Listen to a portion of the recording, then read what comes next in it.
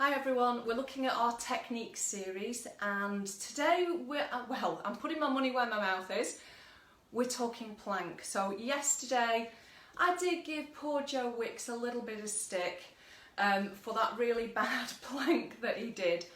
Now a lot of you pointed out that yes, he had broken, I'm not sure if it was his arm or his wrist or his hand, it was in a cast, it only came off the other day, but should he then have been doing a plank? So if that pain and that instability and that weakness was causing him to do a really bad plank, should he have been doing it at all?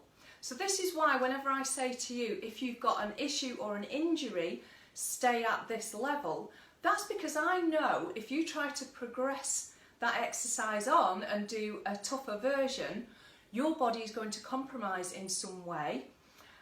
And that's when we're encouraging the wrong use of muscles, bad form, bad posture, okay? So yes, poor Joe, in a lot of pain, weight bearing on that arm that was recently broken, so he shouldn't have been doing it. He should have maybe been doing a different exercise and not compromising himself.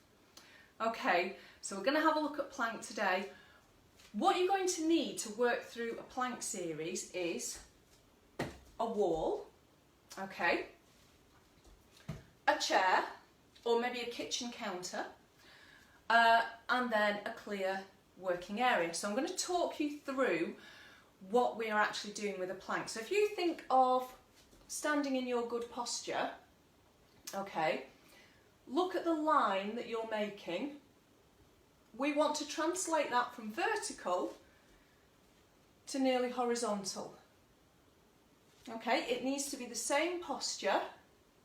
So if you struggle to get into good posture in standing, if you are maybe a little bit rib flared, if you have sway back posture, if you're a bit hunched and rounded, full plank in that position, that's the same posture for you. So are you going to be working the right muscles? Is it going to be doing your body good? That's the question. So if we translate standing up into nearly horizontal,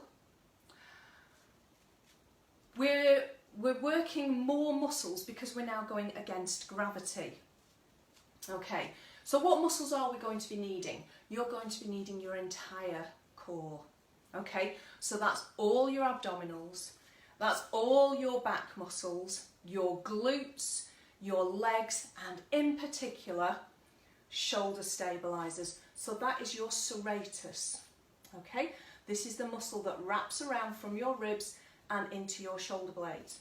So if you have shoulder instability, if you have abdominal issues, bone density issues, pelvic floor issues, forgot to mention pelvic floor also needed for plank, then maybe a full plank on the floor isn't the right thing for your body at the moment. But I'm going to show you how you can progress through different stages to get a good plank. Okay, so we're going to start with the wall. Wall is the best way to do a plank. You'll know in bar class I often get you doing a plank on the bar and we work on shoulder stability. So take yourself to near the wall and you want to come down and rest your forearms on. Okay, now you'll notice my elbows aren't too high. If I go high, I can't get that core activation. Now if I step back to come onto my toes, onto the ball of the foot, I'm holding a plank here. So if you feel that you're doing this and your shoulders collapse in, your chest comes towards the wall, okay, you arch the back, you need to stay and practice here. Shoulders need to be wide so that you feel that activation going from round here through into the arms. You're pushing through wide shoulders. Breath in. Now exhale, lift that pelvic floor, draw all the abdominals in, all the way to the rib cage. And down. So that's your plank on the wall. So you can practice that as much as you need to and feel that the whole abdominal area is zipping up. Okay? So we come to the chair next. Now, I'm going to put my chair this way round against the wall so I know it can't move. You might want to use a kitchen countertop that's a little bit higher and you can get your forearms onto that. So because I can't really rest forearms very well on this, I'm going to go for straight arms. I'm going to take them a little bit wider than my shoulders so I can feel my shoulders go wide. Again, I'm going to step back and hold that plank. I can come a little bit further down. So with a chair, you can keep walking back as long as you can feel you're holding that good posture. Think about how you want to be when you're stood up. That's how you want to be when you're holding your plank. Okay, so shoulders nice and stable. I can feel everything's working. Glutes, abdominals, back, pelvic floor. Okay, from there we can then bring that down onto the mat.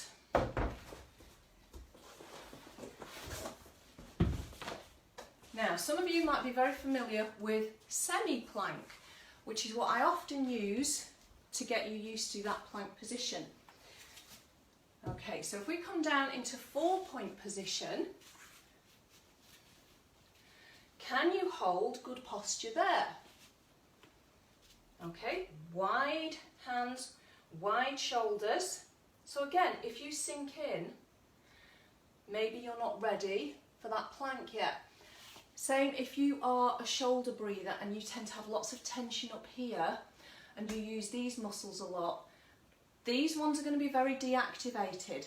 So practicing switching these on against that wall or against that kitchen counter is going to be a great way for you to get that stability that you need. Okay, so from here, let's take those hands forwards. Now, you can probably feel as soon as you do that, your core switches off a bit. That's because you're reaching forwards. Your body's not having to support you that much. So let's take the hips down. Gradually coming forwards, feeling what your posture's doing, and get to that point where you feel that strong connection through from the heel of your hand into your serratus. Okay? The muscles that wrap round into the shoulders. So it might be that you practice that. I'll come a little bit further back. Taking a breath in and exhale, coming forwards, just feeling what your body's doing. Are your shoulders staying wide? Can you feel that connection up through from the wrists into the shoulders? Is your bottom still up in the air? Have you dropped your hips down? Is that back arching? Switch all those abdominals on, and can you hold that position? So if that is you, if you've got to that stage, you can then progress into a full plank. Now, often when I see people doing this in gyms, I'll see them come down to here, tuck the toes, and then they kind of do a ripple up, lift the upper body, and then up. Okay? It's called a plank for a reason. Think of your body like a plank.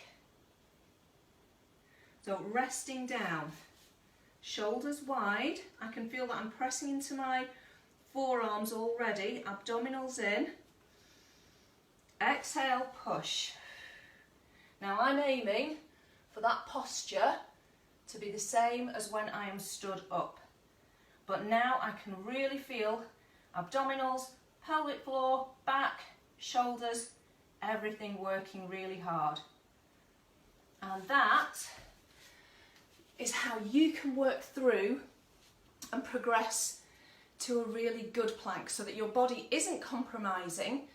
You're getting the muscles working, you're getting what your body needs. So start off nice and safe on the wall, gradually move down, down, down, down, down until you can do a fantastic, good quality plank on the mat.